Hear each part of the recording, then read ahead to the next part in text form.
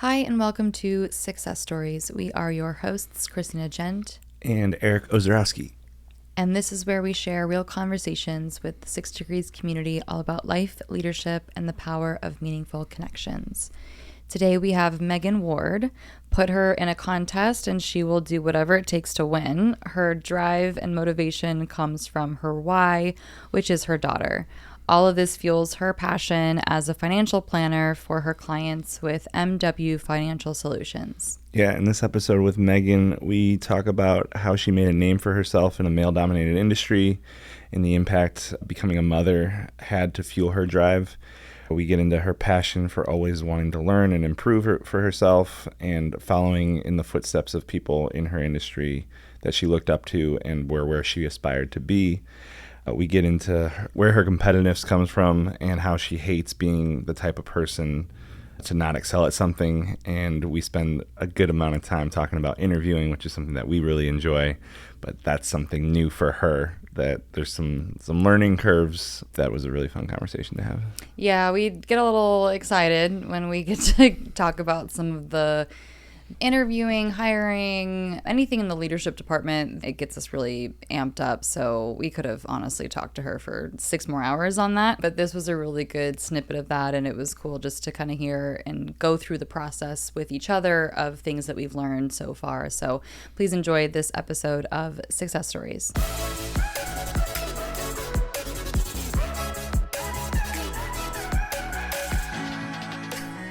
We start these the same way that the growth groups start, with a check-in. It is hump day, middle of the week. What's a highlight so far in the first half of this week that each of us have? Something good, something positive. Meeting I had this morning, continuing to think about, it was on how to use ChatGPT and AI in my business, but from another advisor, like other advisors, it was like a little study group. How are we actually using it? Okay. So that was really cool to hear Nice. how other people are using it. And I've started to get a lot more comfortable with it and using it kind of outside of the box besides just rewriting an email. For sure. Right. Yeah, very, very limited for a lot of people. Like, it's just a better version of Google when I first start.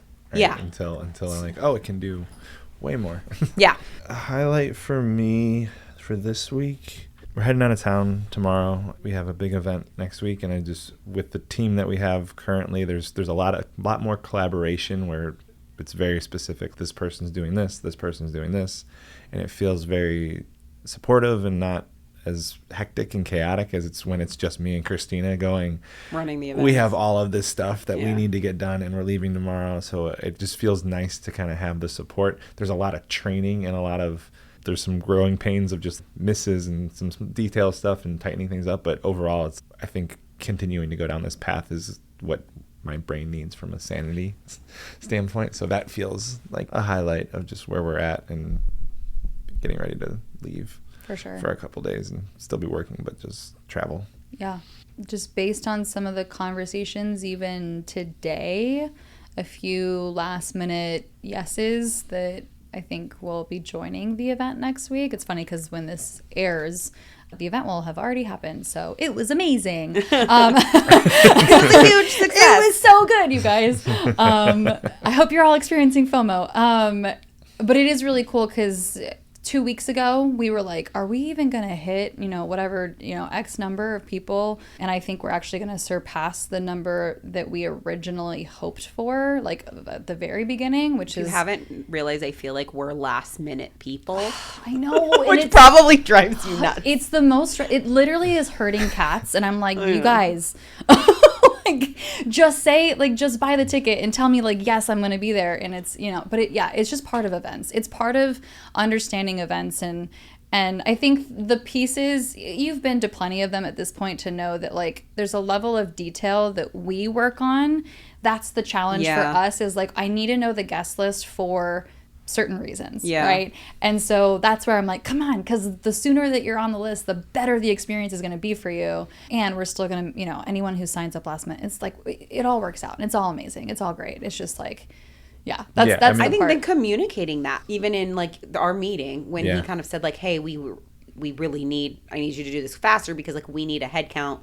And he didn't even really explain why, but it was just more so like we need to get like a more formal head count. I was like, okay, let me try to speed this up. Yeah. Because I think it's easy to go get busy and like, I want to go to the thing and I'll do it. I have time, right? It's on like the experience end of, I'll register when I have a minute to breathe, and I'm not. Well, for me, overthinking. it's like more committing to like, okay, I need Yeah. to like commit that I'm Right. like, not this event, but I knew I was going. It was just more so like I was trying to figure out how many tickets I was buying. For sure. Yeah. But I do that even like with my workouts and stuff. Like Right. I will literally register on my drive there because I cannot commit to a time any more earlier than that. I'm guilty of it too. Like we've had this trip, we've penciled in this trip since the beginning of the year, and I bought tickets last week, and I'm like, fuck, because they were so expensive for like because of the gas prices and all this stuff, and it was like, so I'm guilty of it too. It's just like some of the detail stuff that we really like to do is like it really complicates things to have some like just from a which makes total sense. Yeah. And it's also, so it's like, yes to communicating it, and then at the same time it's one of our things, like I don't want to give too much away. And so for someone who's already been like, it's like, oh yeah, they're going to do something and it's going to be custom and it's going to be all the cool things. But for anyone who's brand new and hasn't experienced that yet, it's like, we want the wow factor. We don't want to just tell too much about, but yes, there's definitely a way to communicate it more effectively and move more people across that finish line sooner. And we're a week out and we have 100 tickets sold. So that feels like a really big win. Which is, there's a couple stragglers. I may even buy a couple more. I just bought the people that because you have to put, I was going to buy more, but then you have to actually put who's coming. Yeah. So I was just going to buy like 2 extra just to have. Okay. But then I was like, oh, you have to like actually put their names and emails and stuff. It'll make sense why next week. I get it. Well, now I'm assuming. So that's why I was like, okay, I have to now let me figure out who I'm inviting. Like I was going to invite a client or and two. we have something in place for like, we know we're going to have 5, people, 10 people that and it's going to be fine. Oh my gosh, I didn't know, or we just met them, or the last minute ad. Yeah. So we have to create a separate thing to like, you still get kind of the experience, but not the whole thing. It'll still be great, and they'll still feel all the special. But yeah, literally today is basically the actual like deadline for. All right, so I'll confirm which one of my clients are. But if afterwards, like Eric just said, we'll still make everything amazing. So, but I'm just pumped, like, because like literally, so just the highlight, the fact that like, we're gonna have the 100 people, and it's probably even gonna exceed 100 people. I'm just like, damn, like a week and a half ago, I was like, are we gonna have 80? I don't even know if we're gonna have 80 people. So just more like 60. Yeah. So just like what this week has done is wild. So that's my win. Yeah. Nice. Mm-hmm. So Megan, I'm curious for you. I'd love to hear more about how you got into what you're doing now and your journey along the way, because I know obviously we run into so many people. We've known Anjali for a while, but like you are like a rock star at New York Life. You are famous when people, like anyone that we talk to, are like, oh, Megan Ward, and it's like kind of these whispers. So I'm curious, like tell us a little bit about how you got to where you're at and what made you go down the financial advising path. So it wasn't like financial advising that I knew I wanted to do, but I knew I always wanted to be self-employed. Mm-hmm. Both my parents are self-employed. Okay. And I have that personality. Like, I do not like being told what to do. I kind of like to make my own rules. And I knew that I'm really big on, like, I wanted my efforts to control my paycheck. Mm-hmm. So that was a big thing for me. I always knew I wanted to be self-employed. I just didn't know what I was going to do. Yeah. So ended up at a job fair in college. Went to UCSD, which is what brought me down to San Diego. From where? Orange County. Okay. Grew up in Newport. And was a little too pretentious for me, so liked San Diego better. But I'm a beach girl, so I wanted to stay near the beach. So went to UCSD, went to a job fair, and kind of found out about financial services. And I was like, I think this could be a good fit. I had a sales background. I did telemarketing during high school, during the mortgage boom from like 2000 to 2005. Okay. So I was selling refinances. doing telemarketing. You were helping calls. the market get set up to crash. Yeah. Yep. You were stacking the dominoes. I mean, if it makes anybody feel any better, my mom ended up refinancing her house with the company, and she lost the house. Wow. But she made the decision. Like, she refied and took a bunch of money out. My mom's not good with money, so I'm not terribly surprised. I don't blame myself for that decision at all. It would have been one way or another. Sure. But yeah, so I did telemarketing. So I knew I was good at sales. I had a lot of, I was making pretty good money for working 3 hours a day after school, in high school. That's crazy. That was a high school. Yeah, it was like from 16 to 18. Yeah. It was just for 3 hours after school from 5 to 8. Just tells me everything I need to know about that industry and why I was getting social Schoolers. security numbers and everything. Like, Wow. How did you get that? How did that job come about? I think I got it through, we had this, it was called Yes. I think it was like Youth Employment Services. Okay. Back in my neighborhood. And it was just like job posting for it. So I don't know, I just kind of fell into it. And Yeah. it wasn't hard. I was just sitting on the phone and learned to, you learn to take rejection really, during that. And I learned I kind of had a gift of gab on the phone and with sales. So I was like, okay, I will likely be self-employed something in sales. Yeah. That probably makes sense for me. Just didn't know what. And then in the job fair in college, ran into a financial services company, loved the industry. It's funny enough, Cheryl. Yeah. It was Cheryl's company. Oh, so that's how I really? know Okay. Cheryl. Okay. Love Cheryl. So that's how we ended up connecting, and I was a intern. I think it would be considered an intern there, right? Yeah. Got my licenses and everything there. It was her company back then. It was First Investors, and they wanted me to start right after college, and I was headed to Europe. I had taken out extra student loans to do a Europe trip after college. So I was going to be gone for 2 or 3 weeks right after I graduated. So didn't accept the position there, went off and did my Europe trip, but I was fully licensed. Okay. And then came back and started interviewing with different companies, and New York Life found me and never heard of them before. So I did my research on them. I was like, oh, wow, this was 2009. Yeah. So this is middle of the financial crisis, right? And so did my research on them, and they were just super solid financially, wasn't taking the bailout money, some of the other financial institutions that were in a lot of hot water at that time. So I was like, oh, this could be a good fit. For me, I really liked the manager who hired me. I just connected with him, and I was like, I think this is a good place for me to start my career. Rest is history, and here I am 16 years later. That's crazy. That was 16 years ago. Well, so wild that, and you said that it was like a 3-week trip, and just the fact that those 3 weeks made all the difference between 2 different places to be hired. That's kind of I'm like, what? It was only 3 weeks. I think too, it was just, it was a different philosophy too of how they were very much investment focused. Versus in New York Life's very much insurance focused. So again, I was kind of trying to do something in the middle, but ended up, again, just kind of went with New York Life because I just really connected with that manager. That's honestly why I feel like I landed there. And they had the bigger name. They had the bigger brand in the marketplace. Sure. And it honestly was probably a better decision in the sense that to me, it was easier. I built my practice mainly on insurance in my 20s. Okay. That's easier, right? I mean, to be 22 and asking somebody to trust you to invest their money and go do the retirement thing. Yeah, it's a lot trickier. But hey, you're married and you have kids and you have a mortgage, you probably need some life insurance. That's a pretty easy sale and makes a lot of sense. So going out, I did a lot of different events. The Mad Walks, the Mothers Against Drunk Driving, or the Crime Stoppers, walks. We had booths at all those walks, and we would meet young families. And that's how because I knew nobody and I had no market. And so that's kind of how I got started, was doing those events and prospecting that way. And I was just doing insurance for young families.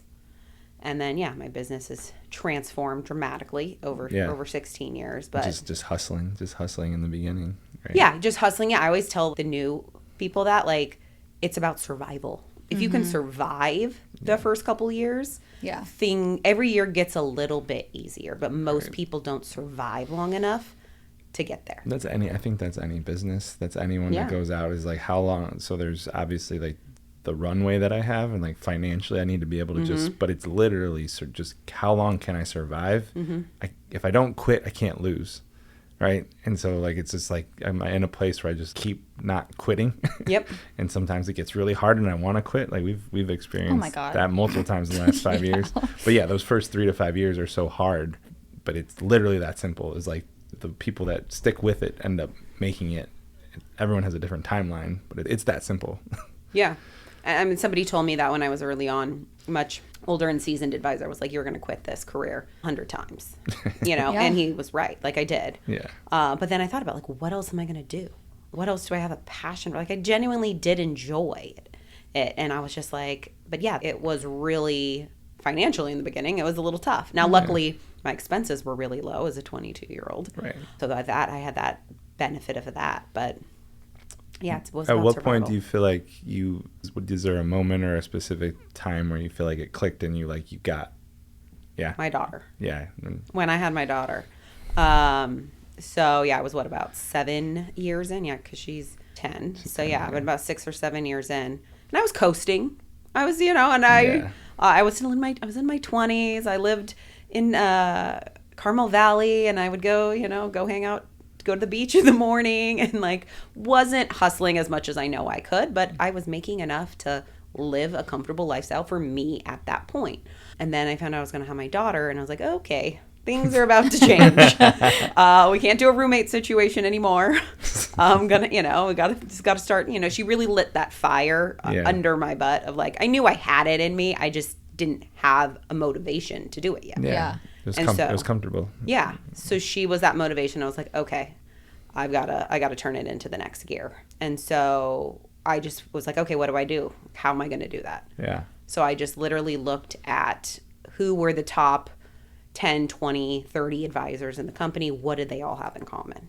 What were they doing that I wasn't, right? And so it was like different licensings that they had, different affiliations with different companies within New York Life, that they had different credentials. So, they were CFPs, they had their own DBA, they had staff, right? There was a lot of commonalities between these people. And I was like, okay, here's my list.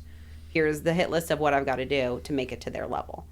And I started knocking them out one by one. So I remember when my daughter, I kind of took the first year off when she was born, which again, I'm very grateful that I had a career and was at a place that I could do that. I worked basically part-time for 2 hours twice a day while she napped.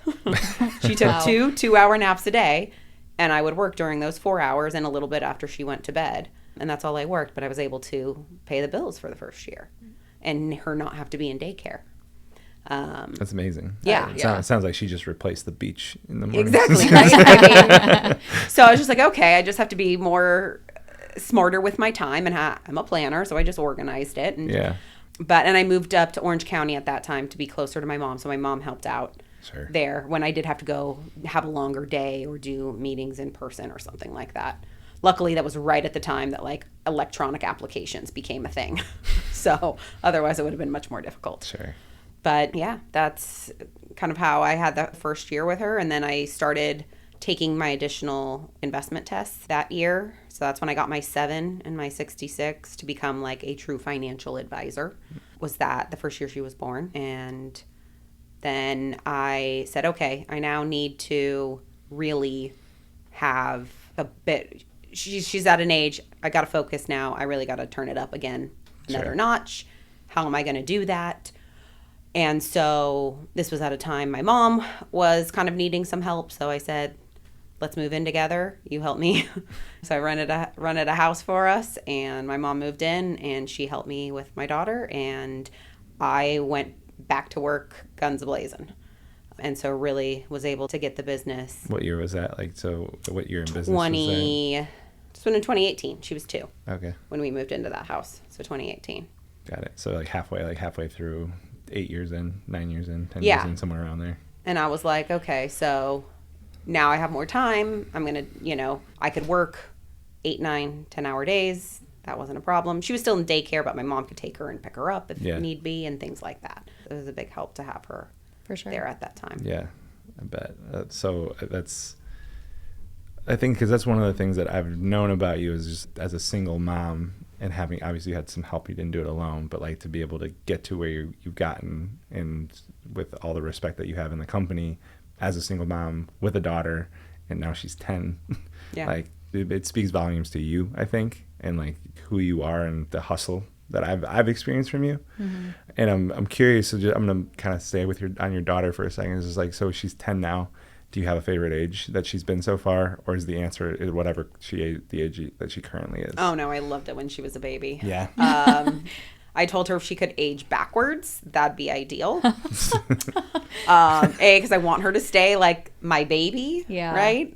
But also, I don't know, that was my favorite age, when she was like, I really cherished the fact that I got to stay home with her that first year. That was, I mean, no amount of money could have paid, me to not have that time. I'm not a parent at all, but I think the first 2 years there's so much developmental stuff that's happening, and there's just things that you're gonna miss that you're never gonna ever get back, and and not everyone can do it, and financially and all this stuff. But I would imagine that first year, 2 years is super special.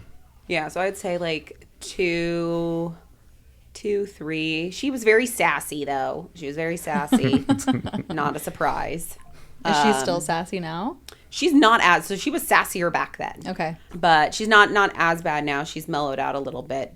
I don't know. She was just she had such a big personality, which I enjoyed. Yeah. So just singing and dancing all around the house all the time. Yeah. So I loved that age. A little different from like the stereotype of either firstborn or only child, right? Usually like firstborn, only child, they're a little bit more introverted. They're a little bit more like type A personality, which is me, right? So I'm like, yeah, that's me. So yeah, a little bit different from what that typically is, sounds like. Yeah, so she's definitely was very loud and boisterous and opinionated and very much how I imagine I was as a child. And so my mom used to say, like, this is your karma. But I've also was told by a lot of people, like, you'll be really grateful for it when she's older. Yeah. Like, those personality traits that drove you crazy as when she was a baby, always pushing the boundaries and seeing what she could get away with, will bode well for her as she becomes an adult. For sure. I would imagine that'll translate to the real world. Mm-hmm. Frustrating as a parent, I'm sure. Yes.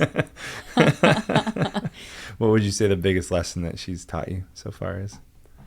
Patience. I am not a patient person. So patience. Yeah.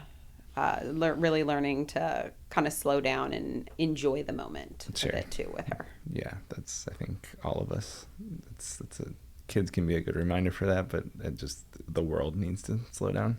I know, and I'm definitely like the type that I'm go, go, go, go, go. My brain's always go, go, go, go, go. So it is, I have to check myself sometimes, and I'm like, okay, be present with her. There's going to be a point in time when she's not going to want to hang out with me. Yeah. So it's coming soon. Yeah.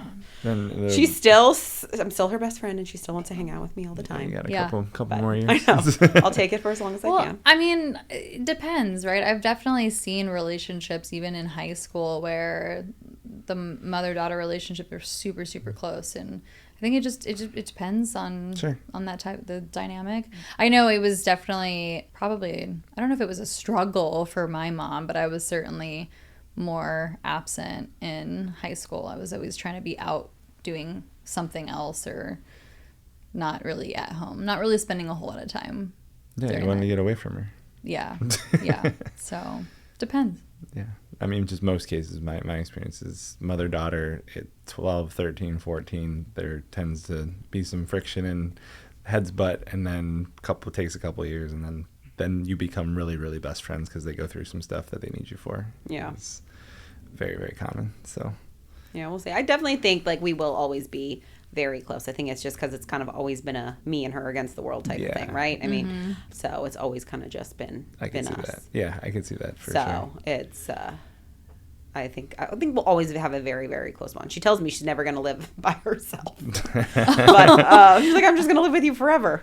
That's cute. I was like, I don't know if your future husband will be okay with this. Can you sign this? I literally did make her sign a contract one time. Yeah. Like, I'm going to be your best friend forever. I'm never going to, like, whatever. I forget what it was. But Oh, that's basically, so like, all the precious. things she would say, I'm like, you're putting this in writing and you're signing it. I still have it. I'm going to bring this back up in 5 Yeah, years. so when you become, like, some bratty teenager and want nothing to do with me, I can show you this. Like, look, you signed this.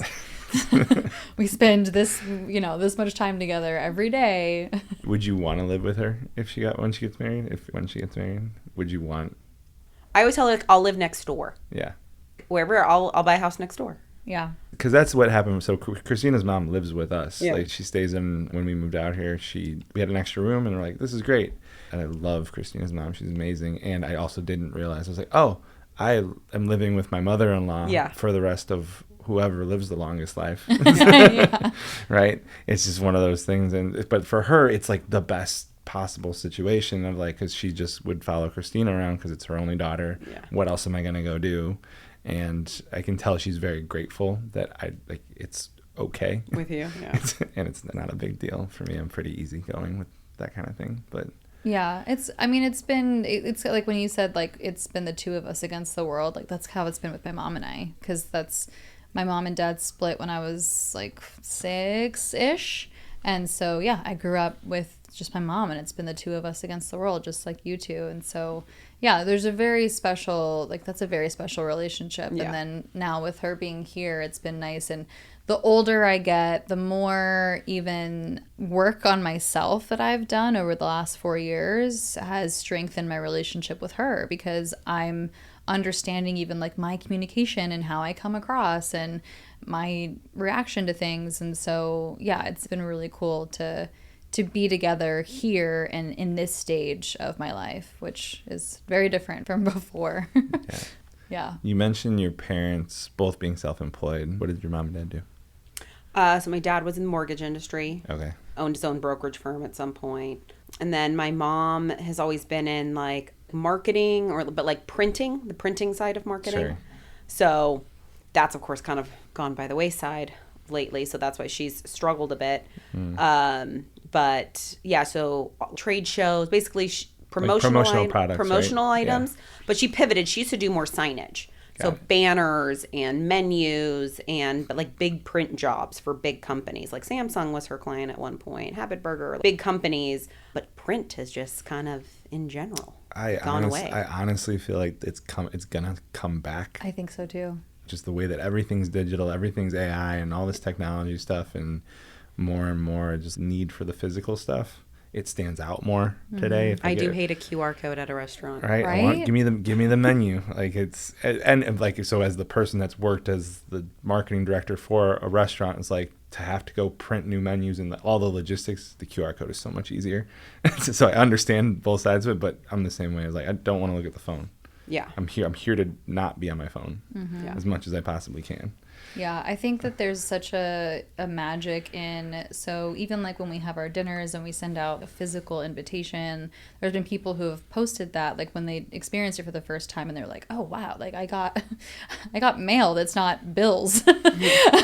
Right? And it's just little things like that, little touches that I definitely agree that people really, really thirst for something physical, tangible. Yeah, I don't know that it'll be as booming as it ever was, but I think that there's an opportunity for certain times and places for things like that. So I don't know if she's still in that world at all. She just she's switched her focus more to just promotional items versus mass printing and banners and things like that. She's doing like a trade show work. Sure. That kind of stuff, right? Got it. Where so now it's more so just promotional items. Yeah, and I would imagine during the pandemic, obviously, that all shut down. Yeah. Right, which made that part of it really hard. It's like there's no one going to anything to print things for. Yeah. Right, so that whole industry kind of got flipped upside down. You at the very beginning, you talked about AI and how you have sounds like a small like mastermind group with different advisors, like how you're using it. What are some of the use cases that you're finding for AI in your industry? I think there's a lot of regulation, and I think a lot of people are slower to adopt when there's regulation. It's like, I don't want sensitive data and all this stuff. So I'm curious if there's anything that at this stage, since we're talking about just technology shifts, if there's anything that you're using and it's been really helpful for. Oh yeah, I mean, I feel like it's definitely changed my business. I'm going to continue to figure out how to use it in a more impactful way within my business. But AI note taker, I mean, it's the most basic thing, but the fact that I don't have to take manual notes anymore is huge, because now I can actually focus on actually talking to the client. I don't have to be taking notes. I know that I will have all of those notes captured. And then the AI tool even does based on that information, will summarize a follow-up email for me, a task list. So I know that I can literally just in the meeting recite what I need to do, what the client needs to do, what my assistant needs to do, and there'll be a task list attached to that for her to go through or for me to go through. Yeah. So it's just really makes everything a whole, I'm very big on efficiency. Mm-hmm. So it makes things very, very efficient. So that was a game changer. And then obviously, started out using ChatGPT, just like I feel like most people, like, oh, here's my email. Make me sound smarter or more eloquent, right? I'm not a writer. I'm a math person. Uh-huh. So, spelling is not my strong suit. Thank God for our Grammarly, which is the tool that I have on everything to check my grammar. So there's been a few, we have these mastermind kind of think tanks, I kind of call them, meetings with the top advisors in the zone. And we've talked about AI a bit, just kind of learning how other advisors are using it. I'd say the coolest thing for me thus far that I've practical use was looking to hire somebody. I was looking to hire like a registered service assistant. So somebody who has an investment license already to help me with the investment side of my business. Right. My current assistant is not investment licensed, doesn't really have the passion to go that way. Sure. She's very good with clients. Clients love her. I've gotten a lot of good feedback. So I see her staying kind of client facing and client service focused, but I need somebody who has the technical knowledge to help me in the background with all of the investment side of things. And my first thought was I'm going to hire somebody who has an investment license, right? That already has it. We can hit the ground running.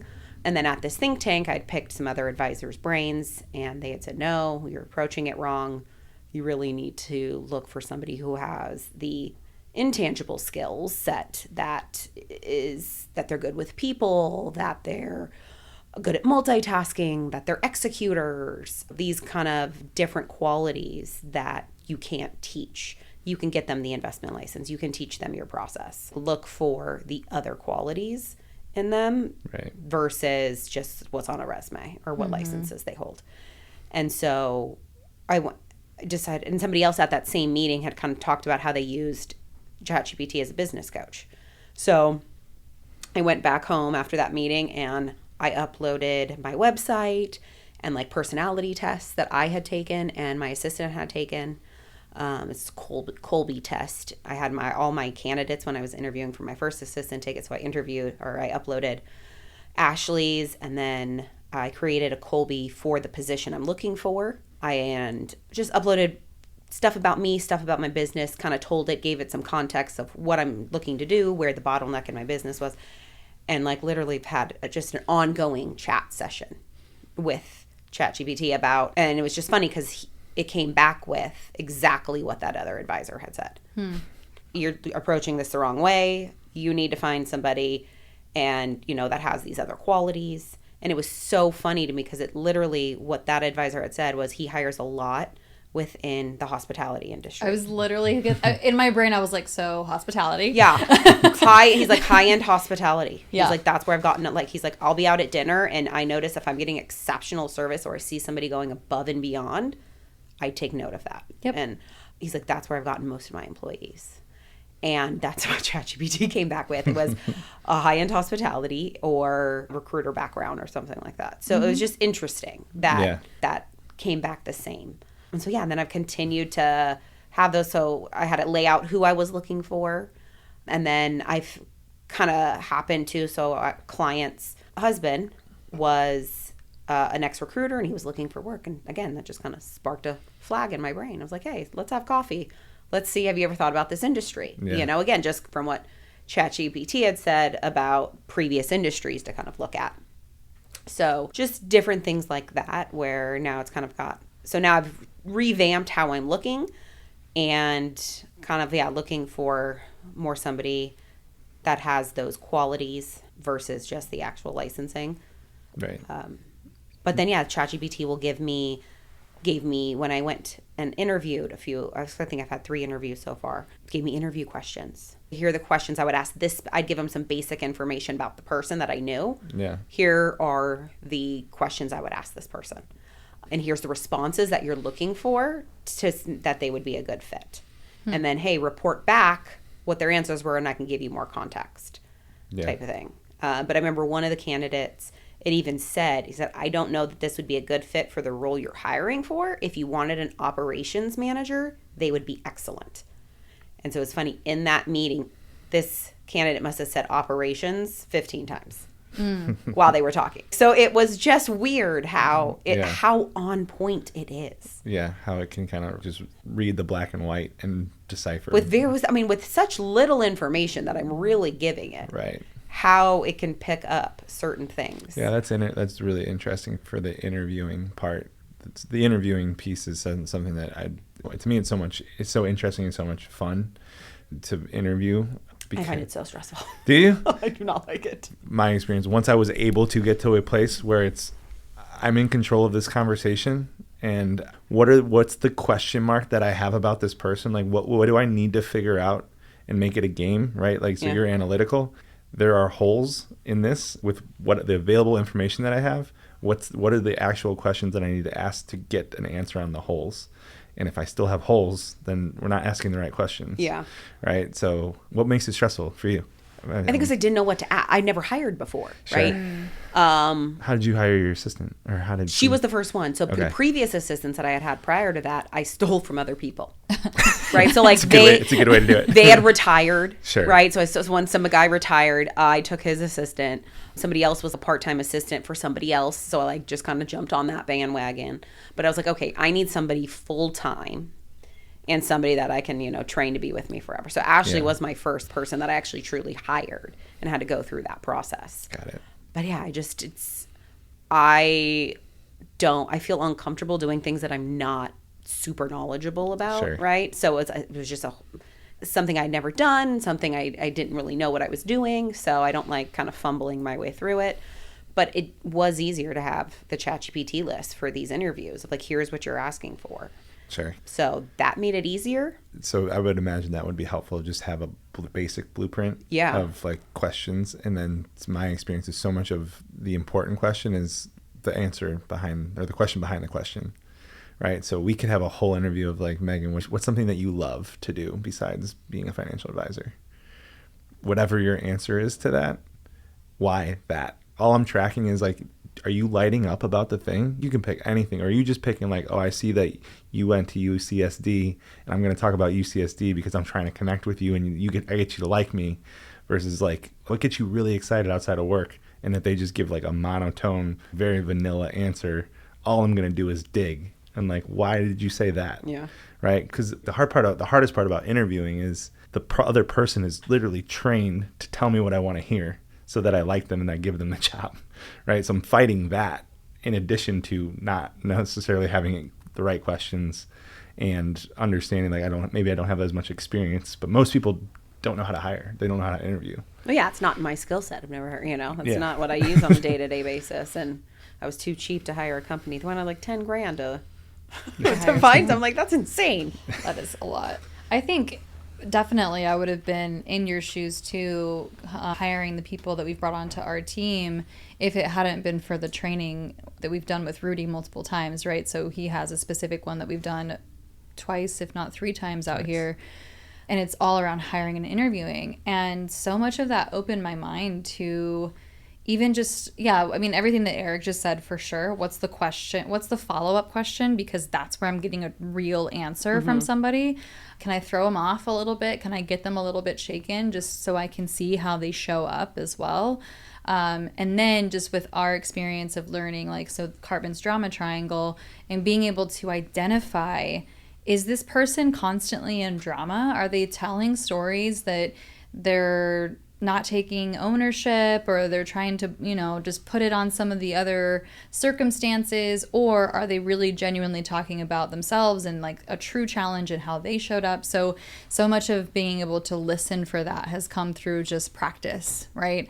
And which it's awesome now that it's been probably officially a year that we've implemented the interview process that we currently have for 6 Degrees, because that just gives me practice every single time. Mm-hmm. Every time that we're interviewing a potential member, it's like, cool, how do I get sharper in this setting? How do I play? How do I turn the question? Which was really funny. Even just recently, someone asked me a question and I turned the question. He's like, are you turning the question on me? And I was like, I am doing that. What's your answer? So it just takes practice, right? Just like anything else. Yeah. One of the things that, just for you, since you're in this process, one of the things I would say is the biggest thing that most people miss is, so if I'm interviewing you, we're not having a conversation. And we start everyone that we interview, like we start it with, so thank you for being here. Thanks for filling out the application. Thanks for your resume. If you have a resume, I have some questions. I would love to I want to dig into the questions that I have first, and then whatever questions you have, save them to the end. But this is a one-way conversation. If they ask me a question, I'm just like, that's a great question, save that for the end. Or I'm going to flip it back and have them answer their own question about it, right? Yeah, and that's the biggest skill that I've learned, is the turning the question piece, right? So like, I'm done with all of my questions. So Megan, what questions do you have for us for 6 Degrees? And literally any question that you come to me with, I'm going to turn it right around. And like Eric said, like just have you basically answer your own question, right? It's like, oh, well, like, what is it about me that you think is that I'm a good fit for 6 Degrees? Maybe that's a question that mm-hmm. someone would have. It's like, well, why do you think that you're a good fit for 6 Degrees? Yeah. Right? Because then they're going to give me so much more information of how they're even thinking about this community and how they align. So that's probably the biggest thing. I do that now, even just when I'm meeting someone for the first time, right? And I'm just trying to get to know who they are, where they're coming from, what their needs are. And it's a game at that point. Then it becomes a little bit of fun, right? Yeah. That's the reason to have it be a one-way conversation, is otherwise I'm giving the people the answers to the test. I kind of thought that as I was in that first interview. I'm like, I wonder if I'm like, and he didn't even ask, but it was me kind of just like telling, like, here's what I'm looking for, right? Yeah, you gave him all of the answars. You said here are the answers, and let's see how well you take the test, the open book test. Yeah, I did think about that as I did that. That's like, again, one of the most common things that people do, and then they hire that person because they said I'm almost selling the person on the job and getting. I'm like it's different than sales, and we went through this. It was like, mm-hmm. I'm trying to get the person excited to be about the thing. Is like, no, I need to figure out if they're the right fit and they're the right type of person, and then we can get excited down the road. But like in an interview, I'm trying to, like Christina said, like, can I get you off balance? Can I get you to go, that's a really good question. If you're doing that, if that happens once or twice, they don't have a response, and then there's more of you're getting a real answer rather than like this thing that where do you see yourself in 5 years? Rehearse story. And I've thought about that, and I've rehearsed it. Again, if that's a question, there's nothing wrong with the question, but the real question is, great, why do you see yourself there? Tell me more about what about that is interesting to you, and I'm going to get way more information. Wish we had this conversation before my interview. Now I'm reflecting on this interview and going, I probably did not do a very good job. This isn't like necessarily right or wrong, good or bad, but to be as effective as I possibly can to get the real, because I want to get the real person, not just so everyone shows up. The other thing that we've learned from Rudy, which is one of my favorite things from interviewing, is so some small things of like, so have them pick the time. And the reason to have them pick the time is if they're late to the time that they pick, thank you so much. This isn't going to be a good fit. That person is never going to show up better than they do on the first interview. Yeah. Right? And if they're late, count on them being late consistently throughout the time that you work with them, especially if they pick the time. Yeah. Right? Just since we're talking about it, one of my favorite interview questions is, so what's your definition of common sense? And whatever their answer is, doesn't matter. But based on your own answer of common sense, how would you rate yourself on a scale of 1 to 10? Based on your own definition. If it's below a 6, I'm going to really start digging into understanding why this is a good fit for you.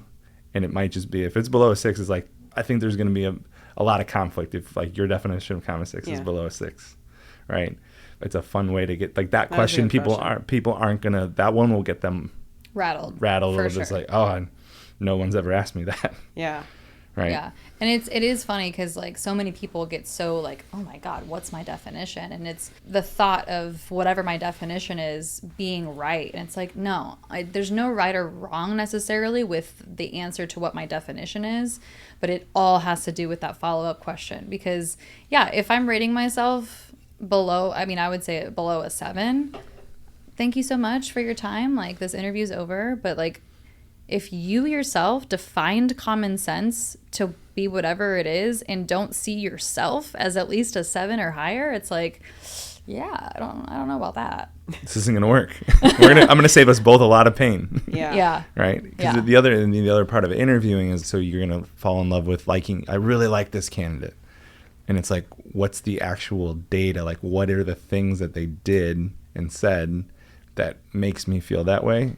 Because like I think they're gonna be great, but how do I get to the core of it and really focus on like the actual concrete part of it? Yeah. Not just, well, I don't know. It felt like we were friends.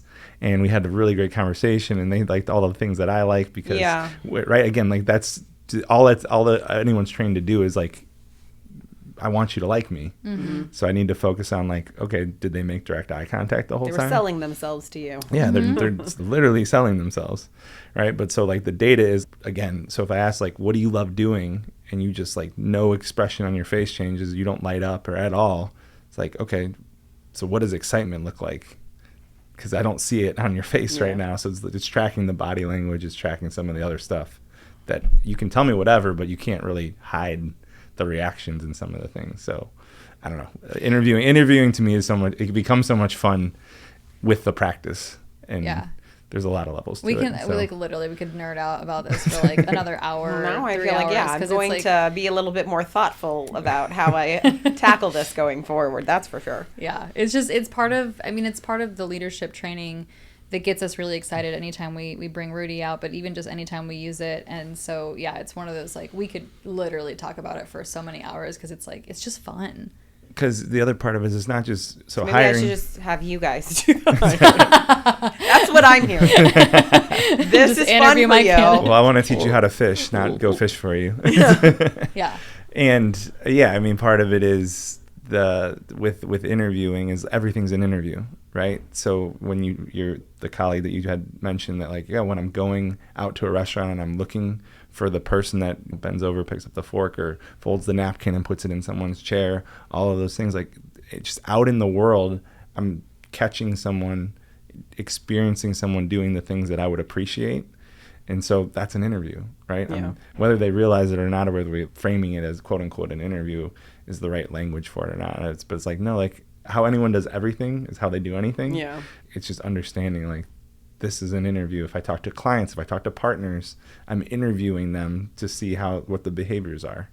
Because the behaviors are what matters. You can tell me you can talk out of the side of your mouth Yeah. and tell me this stuff. Right. So that's why like there's so many subtle things about like, yeah, like another question is what's your definition of being on time? What does on time mean for you? You could have a whole conversation around that. What is in the restaurant world? What is clean? Just define a clean restroom for me. And they will go through. So like, what's my definition of clean? And like, are they going to hit all of those things? Do they hit 3 of them? Do they just go, well, it's dry or whatever? There's different levels to it. So that's where like the ChatGPT thing that you were doing of like, here's the answers that you're looking for. That can be really helpful. But measuring like what you're hoping that they'll say. Yeah. And I might need to go a little bit deeper. It's so much fun. What do you feel like has been working for you in that process since it is new? Yeah, it's so new. I've had 3 kind of conversations. I think only 1 formal interview. Yeah. But I had 3 conversations, and yeah, I think it's. I now even just in this conversation realize I tackled it the wrong way. Again, I think a lot of times I gave them the answers of what I was looking for, and probably wasn't the smartest route to go. But yeah, it's not a fun process for me. Maybe I gotta turn it into a game a little bit more. It's one of the most important decisions you'll make It is is. hiring the right person, because how much time, energy, money goes into training the wrong person And then 3 months, 6 months later, it's such a big miss. Oh yeah. And the like ramp up period in this industry 100%. takes me probably at least, especially somebody who doesn't have any investment background, we're probably talking 12 to 18 months before they're like actually really valuable to me. Right. Like Right. saving me or making me money or saving me time. Right. So yeah, to invest that much time into somebody. That's why I'm not in a rush per se, and I've told everybody that. It's more I'm more so about finding the right person. Yeah, I mean, and that's why some of the things that we're talking about is like I want to make sure that you're the right person before we go down that path, because we're wasting so much time, energy, effort, resources if it's the wrong thing. Yeah. Because you need a job. Yeah. Right. Yeah, like Christina said, we can nerd out on interviews. Yeah, it's one of those like, if this conversation's interesting to you or the listener, it's like, come to the leadership lab that's specific around hiring and interviewing, because that's where we learned, all of this is through that work. And yeah, I was in the same boat. Even 3 years ago, if I would have thought about the idea of growing a team, I was like, that's crazy. I couldn't do that. But of course, just like going through all of these trainings and just really understanding and grasping. And then again, like I'd practice this in a lot of the conversations that I have, even when I'm just meeting someone for coffee for the very first time, right? The 2 coffee meetings I had this morning, it was like, cool, everything's an interview. So what do I want to find out about this person? And yeah, when they ask me something about 6 degrees, how do I turn it and really just understand who they are, where they're coming from? And so it's all of those moments are practice. Because you do it naturally with clients, right? Yeah. Like you're trying to figure out if the client is the right fit, right? And so it's probably taking more of the way that you approach, like sitting down with someone as a client, right? So there's some basic information that you're going to collect from them. But outside of that, what are you figuring out to determine if they're the right type of person? You're interviewing that person to ultimately decide. So it translates. It's just a different frame, probably. Yeah. Well, yeah, it's my wheelhouse, right? Yeah. I mean, so I have a better understanding of what exactly I'm looking for, and I've done it 1,000 times at this point, right? Yeah. So versus the whole interview process, I've only done it a handful, and probably not well, it sounds like. But yeah, that's a good reframe though, right? It's almost treating it like a client discovery, because at this point in your career, it's like, I'm not going to bring on a client that's going to be a pain in my ass. Like, I'm just not going to do that. It's not worth it, right? And so how do I just had this conversation today with Ashley. I was like, I will have a come to Jesus moment with them on Monday, and if they aren't moved, like, we're just going to not work with them because it's too much work. Yeah. And so it's like when I'm interviewing my potential client, my prospect, how do I make sure that I'm interviewing to know before I bring them on as a client, is this person a pain in the ass? Because I don't want to deal with that, right? And so if I've already practiced that 1,000 times, right, that you have under, in your books of how many people you've had those conversations with, it's like, okay, cool. What moments of those, what kinds of questions apply, and just adapt them to the interview process. Yeah, so much of it is just like, what's the gap in what I'm trying to figure out? What do I need to know to make a really solid decision on if this is the right person or not? There's usually 2 or 3 big things that, based on what they do, how they say it, whatever it is, I just need to keep digging.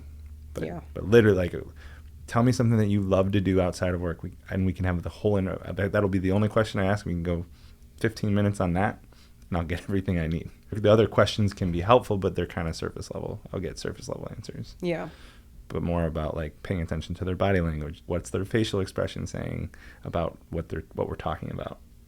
Again, you can pick anything to that question. It's as simple as a simple example of something, but interviewing. There's levels to it, so hopefully this doesn't. Art form, it sounds like. It is. There's an art and science. There's an art and a science to it. So much of it is practice and just always everything's an interview. Always be interviewing. That's what I've learned from it. And then once I hire someone, the other part of it is everything's an interview still. So as they join the team, would I hire the behavior I just saw? If the answer is no, I need to coach it. I need to course correct it in the moment. If the answer is yes, I need to celebrate it in the moment and not wait for a 360 annual review. Yeah. Right? But reinforcing that, no, keep doing more of that, especially the first 2 to 4 weeks of bringing someone on. Training's a whole nother thing. So, I mean, that's exciting for you. So you have one person on your team, you're looking for the second person. And what's the ultimate goal for you with your business? What's the motivation to grow it at this stage, being 16 years in? It's just my mindset. Actually, my business coach asked me that, and he was like, you're a single mom, you're making a good living, you seem pretty comfortable. Like, why do you want to grow? Why are you doing that? And I was like, that's just me.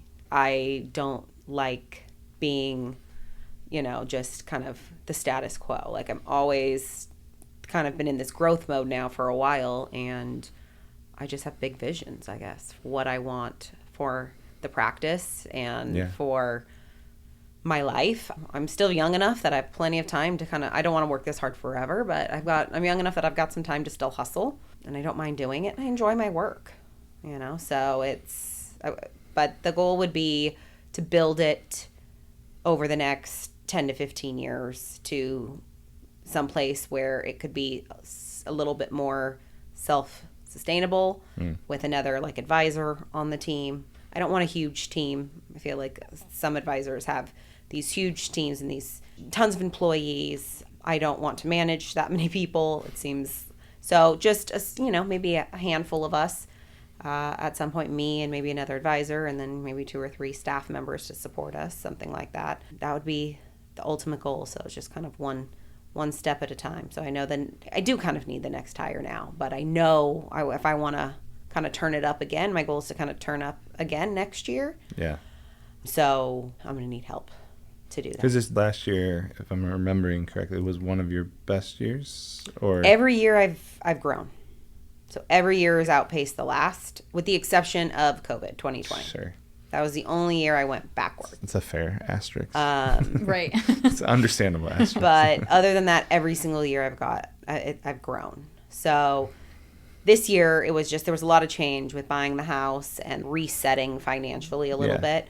So this year, my goal, and again, trying to hire on somebody. So I'm like, this year, I want to just get the business to a place and put the pieces in place so that next year I can turn it up.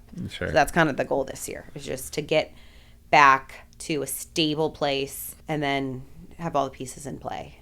What is it like for you as the person in the office who, Eric mentioned this earlier, just everyone talks about you as oh yeah, she number one in the office, and to have your achievements to be the goals of other people and new hires within the office. And so what does that feel like for you to kind of be I don't know, a star in the office kind of a vibe or something? I am very much recognition driven.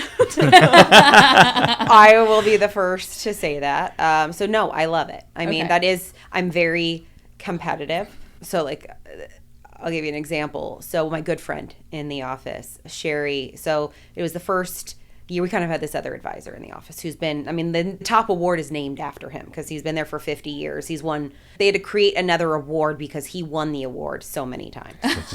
So they had to create. He's the outliers. Gary's going to win. Gary's going to win the thing. And so somebody else can win. Yeah. That's hilarious. So I think it was 2 years ago, I beat him. And I won his award, right, that he was supposed to have. And then the very next year, we had another advisor transfer from Arizona, who was a big hitter in that office, and was then number one in the office. And Sherry calls me. She's like, "Oh, you were holding that top spot. Now here he comes in, taking." I'm like, "No, I love it, actually." I'm because now I have someone to push me. Yeah. Right? So now it gives me somebody to kind of push myself, because I am very competitive, but in a good way. I'm still very happy for him and other people's success, but it pushes me to do better, because recognition is important to me.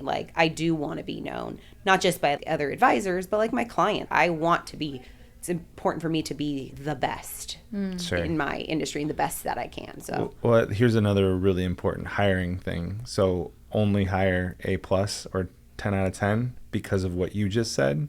If I am a top performer and then we start hiring people that are below me, I'm going to leave. I'm going to get bored. I'm going to be frustrated. It's going to literally bring me down. So if Megan, if the standard is what you do, when I bring in someone that is equal or better, competition shows up, and now we just raised what the bar is.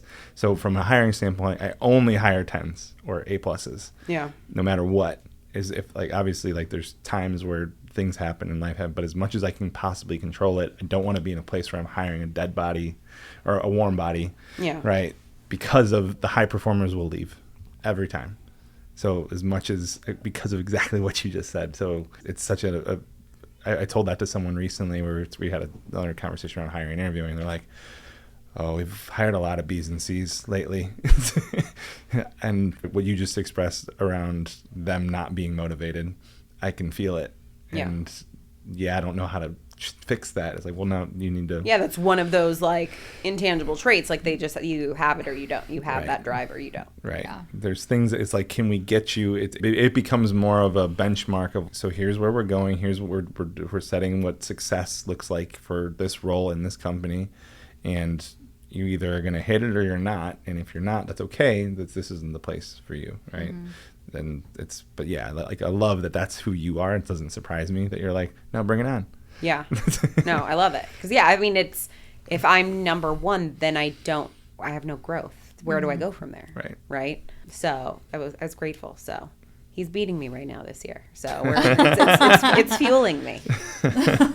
From a business standpoint, you talked about insurance being a bigger part of your book early on.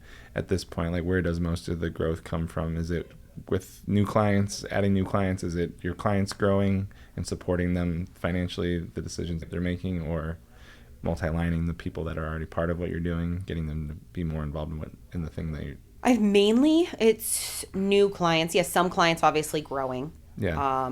Experiencing liquidity events. They're selling a house, they're selling a business, things like that. A change in sometimes it's the unfortunate of a death or something like that, where there were some changes happening that we have to kind of go back to the drawing board or do some additional planning. But I mean, I'm very fortunate that my business is pretty much 100% through referrals. That's part of the reason I want to hire, is because I only have the time to handle what's inbound coming to me. And that is keeping me very busy. Sure. And I just think if I had the time to actually go out and seek new business on top of that, or foster my current referral sources even more, gosh, I could probably do 10x the referrals that I'm currently doing. I just don't have the time to do those things. Right, because you're servicing the client's work. You have obviously you have your assistant, but like when you say like I don't have the time, it's more of the balancing the inbound or the influx of that, and then not being able to go out and and be so in the it's room. My goal is to eventually, I just want to meet with the client and do the strategy. The implementation, that's something I can hire. That's data entry. Right? I mean, it's plugging the client's information into applications and getting DocuSigns and service forms and that kind of stuff. So I just want to be the one meeting with clients and coming up with the strategies and the recommendations, and then having somebody else execute everything thereafter. AI will be able to help you do a lot of that. I'm learning. I'm starting to learn. That's why I'm so interested in different ways that I can try to use it within my business. I was in a group stretch today where one of our members was talking about, they got the enterprise version of Claude.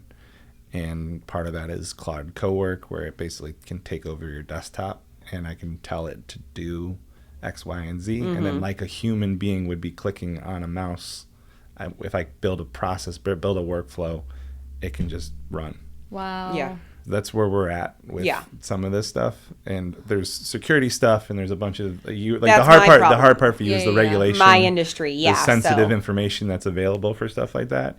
But like for as an example of like just executing like a DocuSign type thing, that could probably be automated, and AI can do that at some level.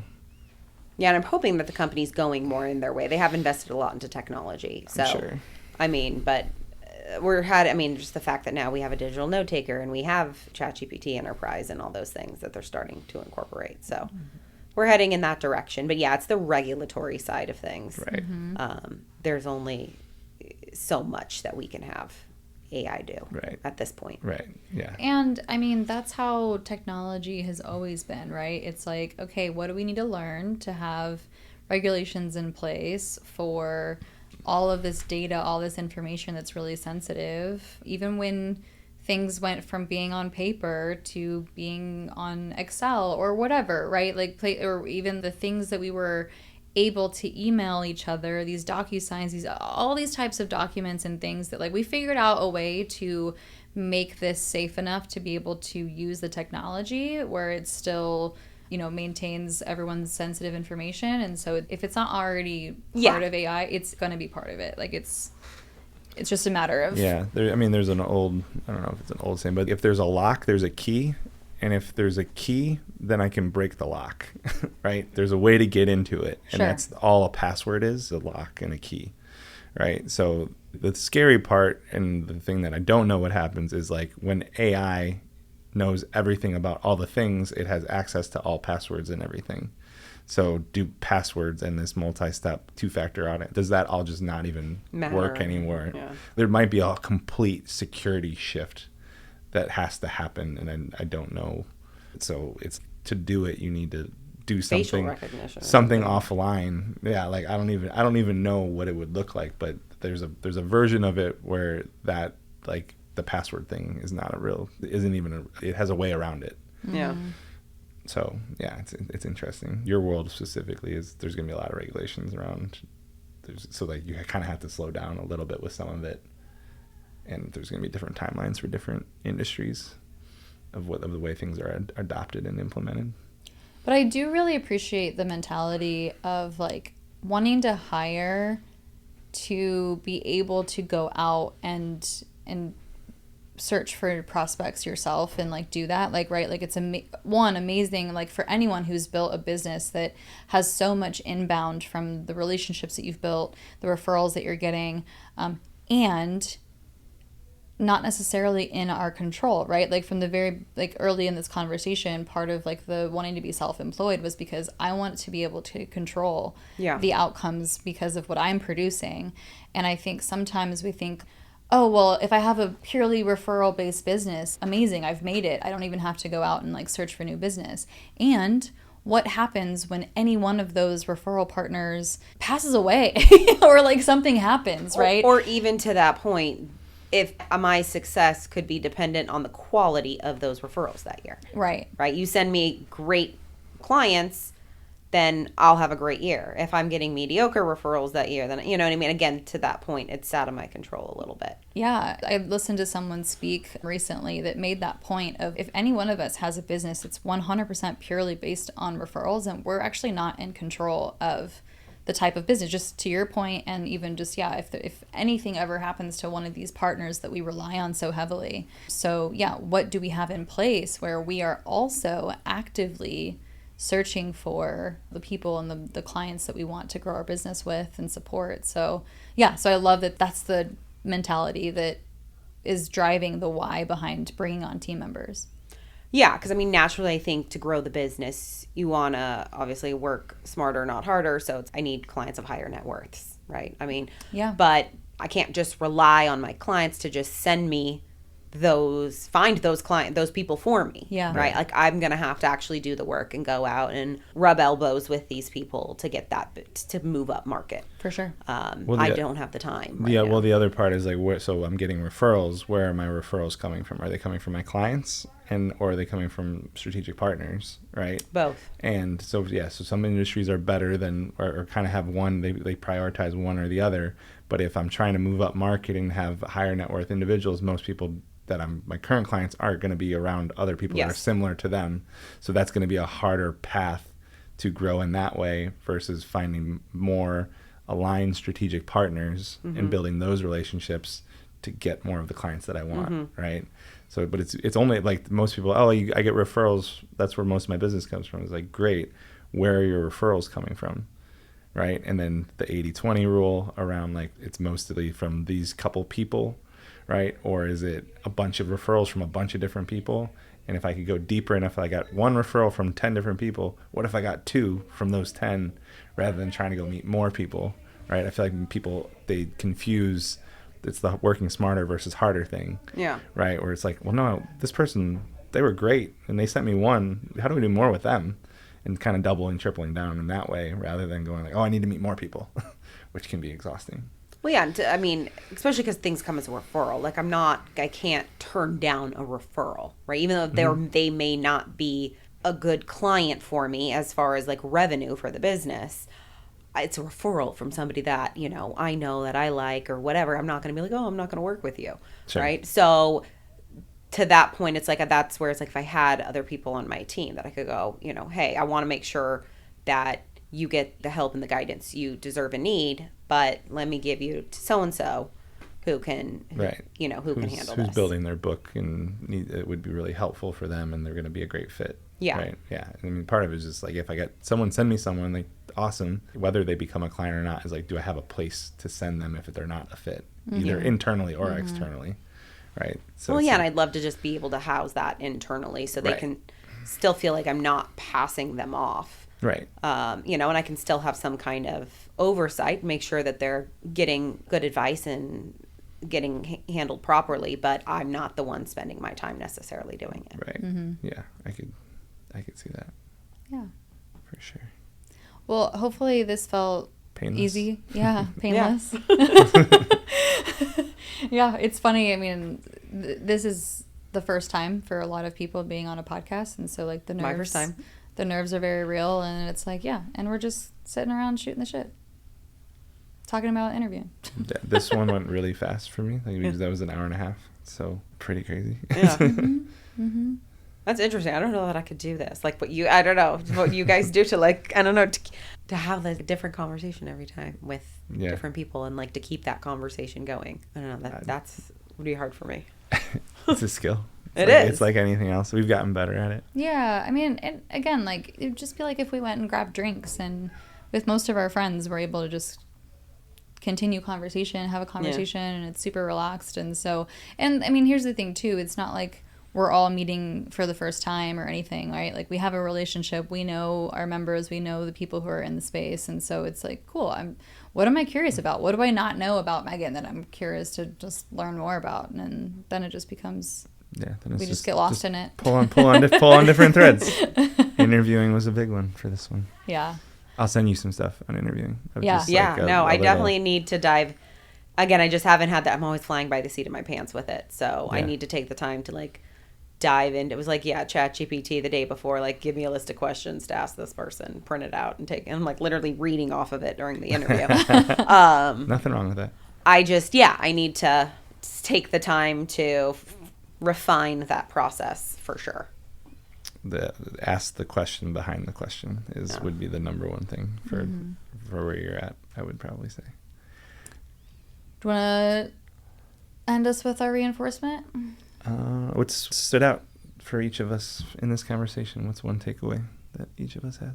I mean, the biggest thing I'm taking away is just, with the whole interview thing, like the art form of how you do it that I hadn't really thought about. Yeah. The way you phrased it and like how to think about it was different. I very much was just asking like the questions, right? Yeah. Kind of the check, does it check? Boxes, Does it check this box? Does it check that box? Versus, like you said, kind of asking the question behind the question or understanding, going a little bit deeper on these things. Yeah. The other thing is, as much as I can, I want specific examples of give me a time when. So ChatGPT to give me that. So it was a lot of the questions were like, can you tell me a time that you did this or you showed this or whatever. Yeah, those are because otherwise we're talking hypotheticals, and I'm going to show up really, really great in hypothetical situations, but I want to give me a specific time. So that's good. That was majority of the questions. Perfect. Yeah. So there's probably some questions behind those after they say it that can dig a little bit deeper. No, I'm wishing I had my AI recorder on. I recorded it. I'm surprised. Like I didn't think about it till after. I was like, oh, that was a fail. I should have had that on. Yeah, I think the takeaway just goes back to what I kind of just talked about of the reason behind the mentality for growth for you and bringing on more team members and it being about like going out and really being active about growing your business and who you want to work with. And I think just so much of the learning of these last 4 years with even just having 6 degrees and it being, starting off as the more transactional referral type of space, and how we've really wanted to lean more into how do we develop ourselves as leaders and how do we get better as people who have influence over our team, our clients, our families. And so the biggest thing that I hear so often from people is that they don't want to come off salesy. I'm not a salesy person. I'm not, right? So how do we actually support people to understand, like, yes to the referrals, like, yes, that's a big part of our business. And how do I be active in my growth and the people who I truly want to continue leveling up with and growing with? Well, and I think there's kind of a saying in our industry, like, the magic happens when you're face to face with people, right? Mm-hmm. Like, so I never thought like I was a really great networker or anything like that. It's just more so I'm not going to find new people by sitting in my house, right? So like, Yeah. It's not, so you've got to go out, like, you got to go out and just random conversation. And yeah, half the time you're not even talking about business. You'll genuinely just connect with somebody who you like. And it's like, oh yeah, by the way, what do you do? Right. Yeah. That's how relationships work. Yeah. Right. So that's what I try to focus on, is just go out, meet people, genuinely just try to get to know them, and then maybe it blossoms into a business relationship or not. But Yeah. I've got to go out and do those things, because it's not going, those situations aren't going to, happen on their own. Yeah. You've got to go out what and is do it? it. This is the 80-90% of the world is just showing up. Yeah. Right. And just putting myself in a position where that can happen versus just sitting at home. Yeah. Right. The thing that I'm taking away is, so I love just what you shared about, like, the growth part and your vision, and just constantly, since I've known you, is like, I'm constantly doing my next license. I'm constantly doing the next certification to keep improving. And to me, that is inspiring with everything that we're doing with 6 Degrees. Is like, I want to be around people like that. It motivates me. Yeah. I love I'm excited for the next chapter. And then even the part of, like, I'm not super comfortable with interviewing, and I'm sure for you, that's probably a frustration, I would imagine, of, like, because I imagine as someone that's high performer, it's like, oh, I'm not great at this. I always joke with people, I'm like, I don't do things that I'm not good at. Yeah. Like, why would I want to do that? Like, so I really appreciate in this conversation the vulnerability of, like, yeah, like, this is new, but I'm learning through it, right? Yeah. So I have to get good at it. It's going to be a natural part of my business where going you want to go. Yeah. So I've got to get better at whether I like it or not. Yeah, it's practice. So I'll send you some little information that might be helpful, might not, but the labs that we do are good for that. Yeah, for sure. If you hear anybody or see anybody that you may think be a good fit too. Sure. So. Sure. Awesome. Yeah. Well, thank you. All right. Thank you. That was easy peasy. Yeah.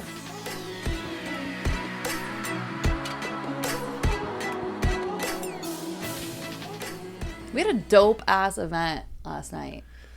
It was a good one. What went well? What went well? What went well, or what did we do well? What did we do well? What's one thing for you? What's one thing that you think that you did well? Well, I think what we did well from an experience standpoint is making people feel special. Yeah. Right? And Yeah. I think focusing on how do we want people to feel when they come into a space that we're creating, and the hospitality part of it, to me, is like, it's in a quote unquote networking space, or just where there's new connections being created. To me, that is one of the ways that we stand out. That is one of the ways that we differentiate ourselves, where it can feel. It's so many introverts last night that were like, thank you for, one, making me feel welcome. There was a bunch of people that it was their first time. Mm-hmm. And then the second part was a bunch of introverts that were like, this is really helpful to give me a little bit of direction, and like know a few suggested connections of who to talk to. I really appreciate that. Yeah. And I think that even making people's +1 feel seen. Mm-hmm. I think a lot of times in these spaces when I'm a spouse and I'm coming, to an event like this, and it's like it's the other person's thing. They're the one who's in it, and sometimes I can feel very much like I'm a +1, right? And I think we did a really good job of making every person in that room, to the best of our ability with who we had registered, feel seen.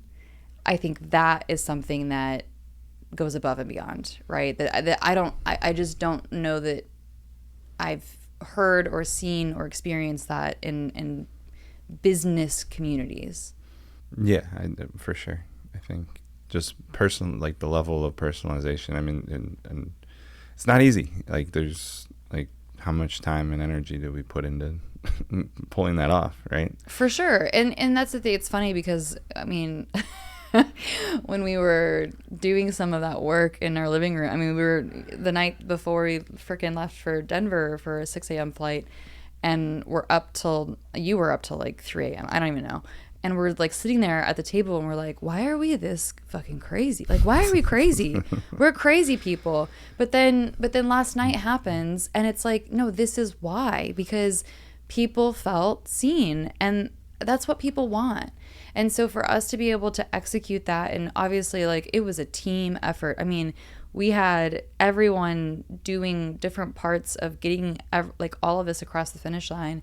And the crazy thing is, I mean, it's funny because like you literally just sent me a video about like not having it be overproduced, which is so true. I feel like when I see videos of some of these events, it's every single thing about it is like there's something crazy happening, or it's like it's this big, elaborate, built out whatever. And for us, what we did last night was, okay, so we have our private space. This is where we're going to be at for the game. And what's not little as in like what it was big in the feeling, but it was just it was a detail, and it was something that just like, here's this little like thing that we're going to give you, and that's going to have such a ginormous impact on the feeling overall. And it didn't have to be like we have all this swag and I don't know, just like bullshit like all around the space. Like we didn't need that. We didn't need any of that. And people felt it. Yeah. I still think that we could have done a little. We could have sprinkled in a few more, like 6 degrees. I don't know what they were or how they fit. There was opportunity to just have 6 degrees be more sprinkled in. Yeah, I mean, so in a underproduced. I agree with just. So like the drink tickets / the wristbands, that were given to us from the stadium, we could have had something cool like. So when we did the guitar picks for the holiday party, we could have done something. We could have done, don't they have like a coin? Isn't there like a special coin? I don't know. We could have done something that's just like, it's a little bit on the note, it touches on, okay, we're at a soccer game and it's aligned with that, and it has 6 degrees on it. And it's just like one other, I agree. There could have been like one little extra element. There was opportunity for like another small, or again, it's not even specifically that, just 6 degrees visibility within the event, I guess, is what I'm saying. Like, yeah. I mean, even so, the thing I would do different is like signage, right? How do we sprinkle in a way that is on brand and subtle? Yeah. But so like when there's photos and stuff, it's like, oh, 6 degrees is in the background, or right. I didn't know how to do it, and then there's obviously that there's limitations with something like a stadium where people are paying sponsorship dollars for visibility, so it kind of has to be contained within the area. But there was a way to do it for something like this, and something we can play around with for next time, right? For like sure. when we did the Padres and we had like we had the little pennants, and it was a small thing on the door when I walked in, but it set a different tone. Yeah, no, I agree with you on that. I think a little bit more. The pennants were perfect for the Padres. I feel like it's very much on brand. It's baseball. It looked really nice, and it was a way for us to highlight both 6 degrees and the sponsors that we had for that event. And then I loved the baseballs that we had. I mean, they were beautiful, and it was hand beautifully written. So yeah, there was a version of that for this game, and yeah, the idea of what that was going to look like just never really came to me for that. I think I was really focused on the stickers, because usually, yeah, those ideas just kind of like fall into my brain. Yeah, we usually, I mean, from a creative standpoint, we usually get to a place where it's like, yep, that's it. It kind of, it lands, and that's it. And once the the claws get sunk into it, it's like it's like, well, we got to figure it out. Right. No, once the idea comes, I'm like, well, we're doing this. Which was, I mean, that was the case for, I mean, I remember texting you about the guitar picks. I was like, oh my God, that's the drink ticket. That's brilliant. We need to get those now. The whole CD thing that we did, once we started talking about that idea, I was like, we're doing it. Yeah. And I mean, those are my favorite things. Like that's the creative outlet, and then bringing those things to life and figuring them out, and yeah, the customization part of it is is a challenge. Oh my God, this one was a lot for sure. But again, it's like, and it was so cool. Yeah, I think impact wise. So we probably needed some sort of evaluation on like what's understanding, like we're going to put in all this time, energy, effort, and is it just a cool thing, or like is the impact worth it, right? I think most of the time the impact, it is worth it. Yeah. For us, for the people that are experiencing it. And if we were more, I guess, like there's reasons people with bigger budgets and teams and things don't do it, and it's like they're looking at it more analytically. And I don't know that that's what we need to do. It's just more of understanding there are people with way more resources that could be doing the stuff that we're doing, so why aren't they, is kind of the question that I'm sitting with. And I mean, and maybe it's a lot of work, and we're gonna just throw some chips out on a table and drinks, and we're at the game, and it's cool, right? Like, I mean, that might be the answer. It reminds me of the difference between looking at my employees as a line on the P&L, or sure, are they an expense or an investment? Yeah. And it's like, no, I'm fully invested in our members. That's what lights me up, and I know it's what lights you up, is to make everyone have this moment of feeling special, and cheering them on, and being there to support their successes, and being there for them when they're struggling and needs, whatever it is, like that. That's why we love doing this. We love to give to others, and so this is the version of that, right? Like this is how we get to do the creative fun thing, have someone feel seen, and even just going the extra mile of like, I know I talked about this in another episode. This is an Easter egg for a future episode, but it's just like, I don't want you to have to work while you're here. I want you to be able to connect with the couple of people that are very intentionally mapped out so that you get to spend time with them, right? Yeah, I think that, I mean, that's the clarity that we've had is like, so as this relationship development organization is like part of that is like, I'm going to put you in positions and places and spaces and environments that make it easier to develop relationships. Yeah. There's another side to it of teaching and education and consciousness and awareness and how I'm showing up and the way I'm connecting. But even, I think, just part of, I've gotten more clarity around, if for anyone that joins 6 Degrees, is like, I want you to leave with a friend. Yeah. Whether you're here for, I mean, most people it's like at least a year, but like if you're only here for 6 months, or it's not the right thing, whatever, a year, 2 years, 3 years, can we get you one really true, genuine friend who hopefully is also a business owner that kind of knows what you're going through and has similar experiences and frustrations and challenges and all this stuff. But one person that's in your life that's not on your team and that's not in your bloodline that like you can talk to and connect with. If we can do that, then we've done our job. And I think that simplicity to that because some people are going to be more interested in like the how and the education. Some people just want to do the events. Some people are like the groups and the dinners, and there's all these different paths. And I think more and more of just letting go is like, did you get a friend that you didn't have? Mm-hmm. A professional relationship that feels like a friend. Right. And if we can do more of that, that is success. Mm-hmm. Right?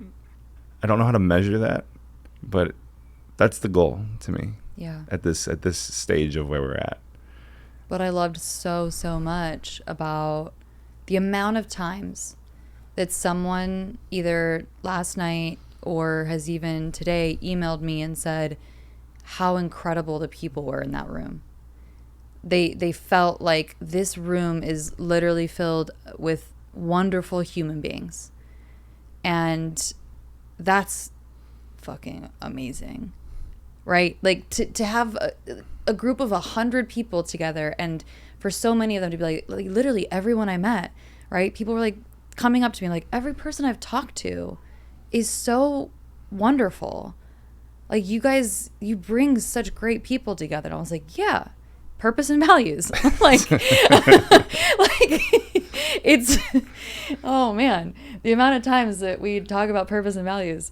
But that's why I can literally point to it. I can literally show you, like, yes, purpose and values, dude. This fucking matters. And for the people to come in here and be like, everyone you attract is amazing. I'm like, yeah, it's on purpose. That's it. What a concept. What a concept. Yeah. So it just, I mean, that just goes to show, like, oh, okay, like we're doing it well. We're doing what you and I do, and we're doing it really well because that's the feeling, that's the reaction, that's what people have to say and think about our community and our people. It's like, damn, these are the best of the best. Like, this is so cool, and like every human. I'm like, yeah, you're welcome. Yeah, and I mean that's part of the interviewing part. Yeah. Right. There's 8 billion people in the world, 40 million in the United States. I don't know how many people are in California. I don't know how many people are in San Diego. There's a bunch of really good ones. Mm-hmm. And there's a bunch of people that the purpose and values part doesn't align, and doesn't mean they're bad either. It's just different. Mm-hmm. And I think as much as we can, we try to find people or the relationship aspect, and people that are open to meeting new people and want to invest in the relationships that matter. All of that that's what this is for.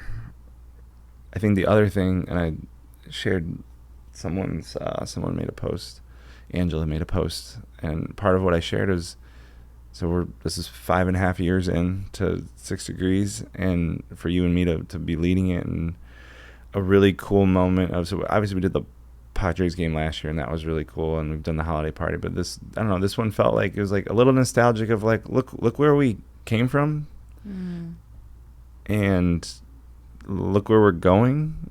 This is like, I want to do more of this type of stuff. Yeah. This being and I was talking to Jose, actually, similar, he's been on a similar parallel ride with us of pivoting, different iterations, really, done a lot of work personally for him. And he was just like, this is so cool that you guys, you took over, you bought out the whole thing. Yeah.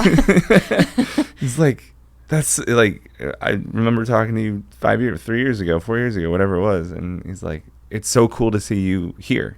And yeah, I was like, yeah, you're right. And he's like, so what's next? Like the moon? Are we going to go to the moon? I was like, is that where you want to go? That's funny. Maybe, okay. maybe. I don't know. But yeah, I think cool. more and more it's, like, what are our members interested in? Sports is an easy one. There's only 2 teams here. Yeah.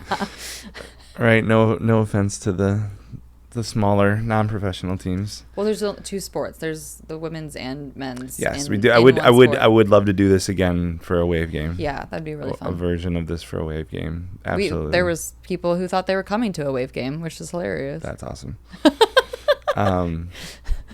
So yeah, sports is an easy one, and I think there's other experiences that we can tap into, and figuring out which ones are a hunter person, which ones are 30, which ones are 20, which, right? There's different size experiences 1000% that we can create for different things. And part of it just becomes like, what's the thing? What's the door that you think is impossible to open that you say on an off chance and the pie in the sky dream? And if we can, can we get better at listening? Can we get better at building the team? And can we get better at working towards figuring out a way to try to make a version of that happen? Mm-hmm. Because if that's the problem that we get to solve, that becomes really, really exciting. Hell yeah. Yeah. I know that I've brought up the Savannah Bananas a shit ton lately, and then there's a reason for it, right? And just like the fans first is their why. And I think it's like, yeah, what's our version of that for the community, for our members? And they make these moments of magic. They do these things for people. They hear stories and they listen, and they'll do things, specifically to make people feel seen, even in this stadium of whatever, not 100, whatever 50,000, whatever the fan, Mm-hmm. whatever fits in stadiums. I don't know. But that to me is like, yeah, I want to be able to do that, and I want to do that for the community of people who are here, because what they're doing for their clients and the passion that they all have that we get to see every freaking time we talk to our members, I'm like, yeah, dude, you care so much about the people that you're helping, and so I want to be the support system for them, and for them to be able to come to something and be like, this is exactly like what I needed and what I wanted, and right, like I'm getting seen in this moment. And yeah, I love that. Well, yeah, I mean that's the interesting. You talked about I don't want you to have to work or feel like you're working. Yeah. And I think that's the other part to figure out is like, what is the dynamic of, like bring your spouse, bring your team, bring which of these events fit what type of +1, or who do you want to show a good time experience. I think that's something that we need to tighten or just be more explicit and more specific as we continue to evolve with, I think, the clarity that we have. Yeah, for sure. We're doing some really cool shit.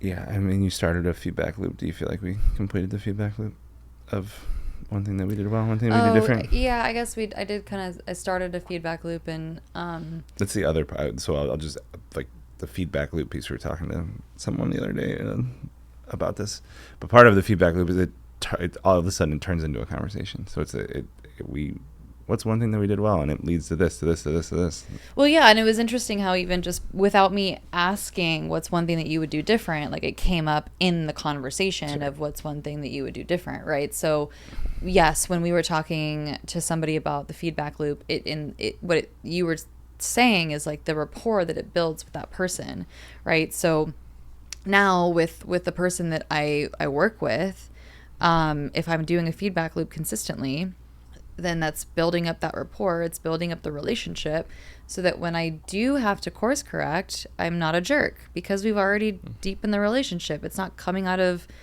left field for somebody, right? So yeah, it was a really good point that you were making whenever you were talking about that the other day. Yeah, well, it's just to put a little bit of structure to this, and we've shared this in other states, but like, so feedback loop, when we're talking about feedback loop, is what's one thing that, Christina, what's one thing that you did well? What's one thing that you would do different to enhance your performance? If you could roll back the tape and play it again, like, what would you do different to make it even better?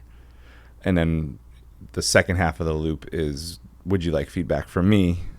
And if the answer is yes, here's one thing that I thought you did well. Here's one thing that I think that you could do different. And then the other part of this to me, so it's like, it's the version of, well, as the owner, as the leader, as the boss, come on in, my door's always open, right? And people, that's not like, just because I say I'm open to feedback, that doesn't mean feedback's part of our culture. Yeah. So actually having a specific loop of this system is how feedback gets embedded into the day-to-day. It's great that you have an open door policy. How many people walk through it? How many people feel safe enough, feel confident enough to walk through it? It's a different thing. Honestly, to me, that reminds me so much of when someone just went through something difficult, maybe a loss or something, and the outreach is like, yeah, like, please let me know how I can help, or please reach out if you need anything. That person's never gonna fucking reach out. Like, that's not, especially with where they're at, right? It's the same, like, open door, this big kind of ambiguous, like, oh, I can come in here, I can do the thing, but I don't even know, I'm not even comfortable saying the thing that I want or that I need, or the feedback, or whatever the thing is. It's just, it doesn't work. It doesn't work. And so, yeah, the open door policy, how the fuck is that going to work if I, as the leader, am not actively building that relationship and actively embedding the feedback into the day-to-day? Right. Same shit. Yeah. So was there anything you thought we should do different? Well, I wanted to, because we still want to do this with our team, and I know we have our team calls on Monday, because our team, they were leaving at different times last night, and anyway, so I wanted to do this a little bit more focused on, like, Eric, you specifically, and then Christina specifically. Oh. But it's okay. And I think for me specifically, what I'm sitting with right now is just the messiness of the way things were set up from, like, the bars. There was just a lot going on with the catering's one company, SDFC's one company, where we bought out this section, and there's a lot of messy going on with setup in the beginning.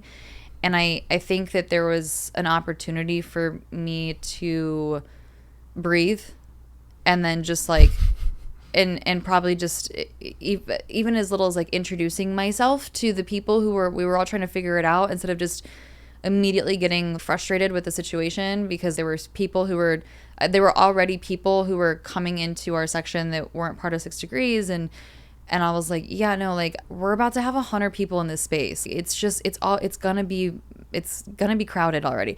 So anyway, I think that just the way that I handled that initially, I did really, really, really appreciate the bartender. Her name was Lori. So she had a moment where she kind of, I don't want to say snapped. It wasn't really like that. It elevated her voice just a little bit in this whole conversation. And here's the thing is, like, we come from hospitality. I know what it's like to be the bartender, that there's too many freaking bartenders that were scheduled, and, like, there's nobody here, and I'm not making money, and I'm just standing around. I've been there, so, like, totally understand where she was coming from. And I wasn't even mad about her. Literally all I wanted was the stanchions to be put back the way that they were, so that there was a clear distinction. So anyway, respect her so much, because after that moment happened, later on, probably, like, I don't know, 20, 30 minutes later, she came out and addressed me and talked to me. She was like, hey, I want to apologize for that. I didn't mean to yell at you. And, she just told me about her frustration and where she was at, but she, like, owned up to it, apologized multiple times, and I was like, you're good, I get it, whatever. But I appreciated her so much for doing that. But yeah, that's just a moment of, like, the control piece in me, the need to control the situation and make sure that our group is going to have the best experience as possible, because we create wow experiences. So if there's somebody in the space that part of me, I needed to breathe, just take a beat and be like, okay, yeah, I mean, what do we need to do? Because I was just watching what was happening, and then you came over, and then I went and I was just checking on something else real quick, and then next thing I know, like, you're moving stanchions, and yeah. Well, yeah. It was a moment of someone saying, well, we need to have this space. I'm like, great. So what's the action? Let's do what we need to do for you to have the thing that you need. Cool. What do you need? Let's do that. Like, yeah, it was really blowing my mind that this person was like, well, we need stanchions. I'm like, great. Where do we, like, go get them? You work here. I don't understand. So no, I know. And see, but now look, I'm getting hooked in the drama again. I'm getting hooked in the moment because it didn't make sense to me. And yeah, so So breathe, Jesus. Breathe, bub. Yeah. So that was something I could do different. Drama. Speaking of drama triangles, it's a circle. Well, so to make a full circle on that, so if that was an interview of you describing something, it's here's how Christina showed up as a leader. I said, what do we need? Oh, we need stanchions. Cool. We have an extra one over here that's kind of not doing anything. So I'm going to go grab the stanchion and we're going to move it. So you and the security guard actually moved the stanchions to where they needed to be. Yeah. And problem solved. Yeah. So I solved the problem. A+ interview. As much as I just heard you get hooked into drama about the story. Again, in the past, not present. Right. And all the different moving parts. Yeah. Sure. I went into the rant and drama, but what you pulled out of it very, very kindly is Christina solves problems. Mm-hmm. Like, she's going to solve the problem because there's a level of expectation that she has for this event. And so she's going to make sure that that's going to happen. Here we are. Put her there, bub. Put her there, bub.